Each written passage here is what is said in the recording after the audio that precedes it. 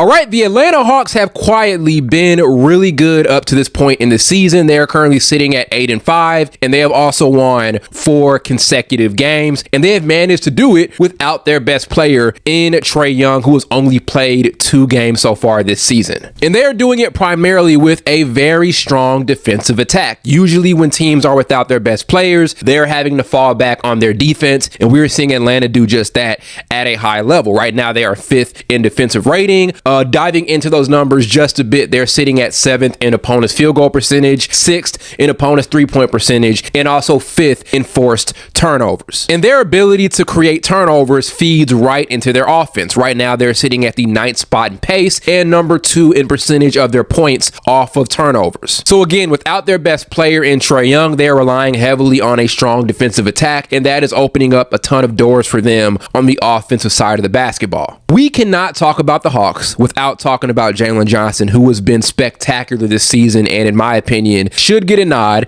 as an all-star. I know it is early, but he has been flat out amazing so far this year, putting in 21.5 points alongside with 9.6 rebounds and 6.3 assists per game. And he had an insane historical game last night against the Kings with 31 points, 18 rebounds, 14 assists, and 7 steals. That is a freaking 2K stat line, and we saw him do that in last night's matchup. Look, what Jalen Johnson is doing this season should not come as a surprise to anybody. Last year, he made a massive leap as an all-around player and was a lead contender for most improved player, but unfortunately got hurt and could not qualify for the award. But again, coming in really hot this season as an improved offensive force, using his ability to get downhill to open up the offense and create opportunities for other players. Right now, he is number 6th in the NBA in field goal percentage on drives, and that is for players with a minimum of 100 drives so far this season. He is making 60% of his shots off of drives to the rim. And again, just using his gravity to open up the offense and create opportunities for other teammates with these penetrating kick looks. And this is the type of player that Trae Young has never really had through the majority of his career, right? Having this elite level all-around wing. I think when Young gets back, they're going to continue to be this elite level offensive duo. And again, Jalen Johnson just opens up so much of this ATL offense. He can really also take a lot of pressure off of Trae Young when he's back on the roster and healthy. One thing I also want to point out is that Jalen Johnson has improved big time as a three-point shooter, knocking down around 36% of his looks. Now, that's not elite, but that is a massive leap from what we have seen from him in previous seasons. There are other Hawks who have made massive leaps this season that deserve a shout out. There is Nickiel Alexander, who has been great this year, knocking down 39% of his three-point shots, has literally been one of the best stretch fives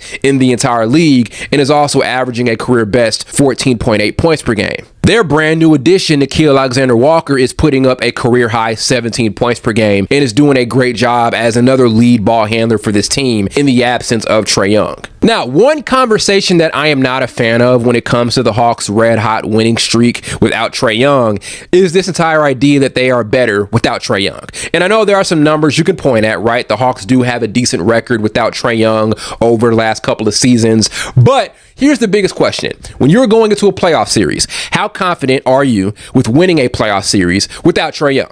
You're not confident, right? You can look at the regular season stats all you want to and say that Atlanta is doing a good job with Trae Young being absent. But long story short, you are not very comfortable going into a postseason series without your best player, especially with a guy like Trae Young, who is experienced and who is one of the most special offensive players in the NBA. I know he has his flaws, right? He is not the strongest defender, and there are some other things he can improve on. But again, there is no way I'm ever going to walk away and think that I'm going to be confident in a Hawks team going into a playoff series, trying to win a playoff series without their best player. So whenever people have these conversations about somebody's record being better or being good without their best player on the floor, I always make this point that you can say that, but you know good and well you're not confident going into a playoff series without your best player. It's like the Lakers right now. I know they're playing well without LeBron, and they do have Luka Doncic, who is a top 5 player in the NBA, but LeBron would help, right? Like, it's not like LeBron James is just not needed on this team at all.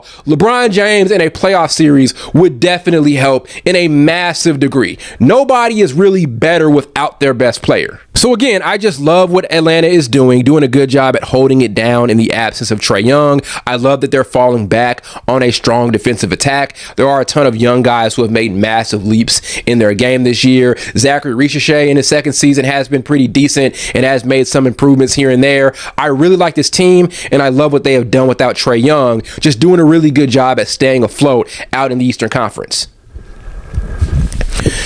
But as all things go, nobody and no team is better without their best player. Flat out. Again, we could point at records and all of this stuff.